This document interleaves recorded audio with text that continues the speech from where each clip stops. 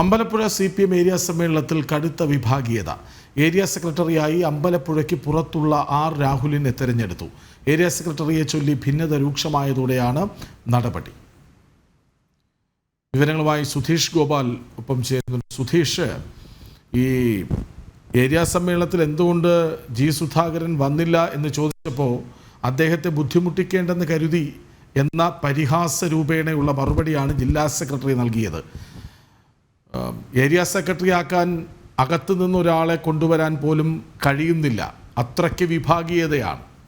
എന്താണ് അമ്പലപ്പുഴ ഏരിയ സമ്മേളനത്തിൽ നടന്നത്? അമ്പലപ്പുഴ ഏരിയ സമ്മേളനം അതിന് മുൻപ് നടന്ന ലോക്കൽ സമ്മേളനങ്ങളിലും എല്ലാം നടന്നത് ശക്തമായ വിഭാഗീയമായ സമ്മേളനങ്ങളായിരുന്നു. അതിൽ ഏറ്റവും എടുത്തു പറയേണ്ടത് അമ്പലപ്പുഴ ഏരിയ സമ്മേളനത്തിൽ പ്രതികളായി എത്തേണ്ടവരടക്കം നിരവധി പേരെ ഒഴിവാക്കിക്കൊണ്ട് സലാമും സജി ചെറിയാനും ഒക്കെ നേതൃത്വം നൽകുന്ന അവിടുത്തെ ഔദ്യോഗിക പക്ഷത്തിന്റെ വക്താക്കളായവരെ മാത്രം ഉൾപ്പെടുത്തിക്കൊണ്ടായിരുന്നു ഏരിയ സമ്മേളനം. പരമാവധി പ്രതിനിധികളെ അങ്ങനെയുള്ളവരെ ഉൾപ്പെടുത്തിക്കൊണ്ടാണ് സമ്മേളനം സംഘടിപ്പിച്ചത്. എന്നാൽ അങ്ങനെയുള്ള ഒരു സമ്മേളനത്തിൽ പോലും ഏരിയ സെക്രട്ടറിയെ ചൊല്ലി അത് ഇവർക്ക് ഐകകണ്ഠ്യേന എടുക്കാൻ കഴിയാത്ത രീതിയിൽ ഈ ഔദ്യോഗിക പക്ഷത്ത് തന്നെ കടുത്ത ഭിന്നിപ്പുണ്ടായി എന്നതാണ് ഇതിൽ ഏറ്റവും ശ്രദ്ധേയമായ കാര്യം.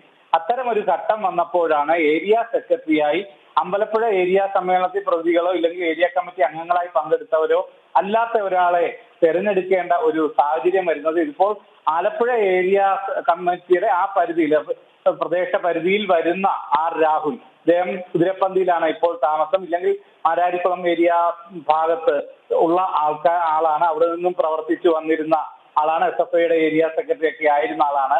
അത്തരത്തിൽ ഈ ഏരിയ സമ്മേളനത്തിൽ പുറത്തുനിന്ന് എടുക്കേണ്ട രീതിയിൽ വലിയ ഭിന്നത ഉണ്ടായി. അവിടുത്തെ സമ്മേളനത്തിലടക്കം ചില ഭാഗത്തുനിന്ന് വിമർശനം ഉണ്ടായെങ്കിൽ അതിന് കൃത്യമായ മറുപടി പോലും പറയാതെയുള്ള ഒരു സമ്മേളനമാണ് നടന്നതെന്ന ആക്ഷേപം നിലനിൽക്കുന്നു. അത്തരത്തിൽ അവിടെ നിരവധി സലാം MLA-ക്കെതിരെ ആയാലും നിലവിലുണ്ടായിരുന്ന ഏരിയ സെക്രട്ടറിക്കെതിരെ ആയാലും എല്ലാം തന്നെ അത്തരം വിമർശനങ്ങൾ ഉയർന്നെങ്കിലും ആ വായെല്ലാം അടച്ചുകൊണ്ട് ഇവർ ഏരിയ കമ്മിറ്റിയിലേക്ക് ഒരാളെ അനാരോഗ്യകാര്യം പറഞ്ഞ് ഒഴിവാക്കിയത് ഒഴിച്ചാൽ ബാക്കി ആരെയും ഒഴിവാക്കിയിരുന്നില്ല. ഔദ്യോഗിക പക്ഷത്തിന് പൂർണ്ണ മേധാവിത്വത്തോടെ ഒരു ഏരിയ കമ്മിറ്റി വീണ്ടും വരുമ്പോൾ പോലും അവിടെ ഏരിയ സെക്രട്ടറിയെ ചൊല്ലി കടുത്ത ഭിന്നത ഉണ്ടാകുന്നതിൽ പ്രധാനമായും വന്ന പേര് കരുനാഗപ്പള്ളിയിൽ ഏരിയ സമ്മേളനം വേണ്ടെന്ന് നോക്കിയാണ് ഏരിയ കമ്മിറ്റി പിരിച്ചുവിടുകയാണ്. അപ്പുറത്ത് അതിനധികം ദൂരെയല്ലാത്ത അമ്പലപ്പുഴയിലേക്ക് വരുമ്പോൾ അവിടെ പുറത്തു നിന്നുള്ള ആളെ എടുക്കുന്നു. ഈ ആലപ്പുഴയിലും കൊല്ലത്തുമൊക്കെ വിഭാഗീയത അത്രമേൽ രൂക്ഷമാണ് എന്നല്ലേ വ്യക്തമാകുന്നത്? അങ്ങനെ തന്നെയാണ് കടുത്ത വിഭാഗീയത. അത് ബ്രാഞ്ച് സമ്മേളനങ്ങൾ മുതൽ ഉണ്ടായിരുന്നെങ്കിൽ പോലും അതൊക്കെ കുറെ മൂടി ഒതുക്കി കൊണ്ടുപോകാൻ ആ ഒരു ഘട്ടത്തിൽ കഴിഞ്ഞിരുന്നു. എന്നാൽ അതൊരു ഏരിയ സമ്മേളന ഘട്ടത്തിലേക്ക് വരുമ്പോൾ വിഭാഗീയത അതിരൂക്ഷമാകുന്നു. കരുനാഗപ്പള്ളിയിൽ ഉണ്ടായ പ്രശ്നം തന്നെ നമ്മൾ ജനം TV മാത്രം വാർത്ത കൊടുത്തതായിരുന്നു. ഇങ്ങനെ ഒരു ലോക്കൽ കമ്മിറ്റി അംഗം ഒരു വനിതാ സഖാവിനെ പീഡിപ്പിക്കുന്നതിന്റെ ദൃശ്യങ്ങളടക്കം നമ്മൾ വാർത്ത നൽകിയതായിരുന്നു. അന്ന് നമുക്ക് വക്കീൽ നോട്ടീസ് വന്നതായിരുന്നു. അതിന് കൊടുത്ത മറുപടിയിൽ കൂടുതൽ തെളിവുകൾ കൊടുത്തതോടെ അതിൽ പിന്നീട് ഈ പരാതി ഉന്നയിച്ച ആൾ, വക്കീൽ നോട്ടീസ് അയച്ച ആൾക്ക് മുന്നോട്ട് പോകാൻ കഴിയാത്ത സാഹചര്യം വന്നപ്പോഴാണ് അന്ന് അത് മാറിയത്.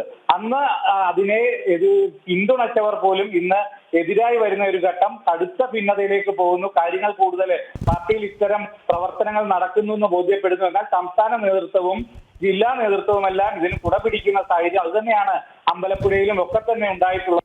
കടുത്ത രീതിയിൽ ഇത്തരം വിഭാഗീയ പ്രവർത്തനങ്ങൾക്ക് കുടപിടിച്ചുകൊണ്ട് ലഹരി കടത്ത് കേസിലെ ആൾക്കാർ ഭാരവാഹികളായി വരുന്നു. അത്തരം ശരിയാണ്. ആലപ്പുഴയിൽ വർഷങ്ങളായി വിഭാഗീയത ഓരോ പടിപടിയായി രൂക്ഷമാവുകയാണ്. അതിൻ്റെ ഏറ്റവും പുതിയ തെളിവായി മാറുന്നു. അമ്പലപ്പുഴയിൽ പുറത്തുനിന്ന് ഏരിയ സെക്രട്ടറിയെ കൊണ്ടുവരേണ്ടി വരുന്നു എന്നത് തന്നെ. വിവരങ്ങൾ നൽകുകയായിരുന്നു സുധീഷ് ഗോപാൽ.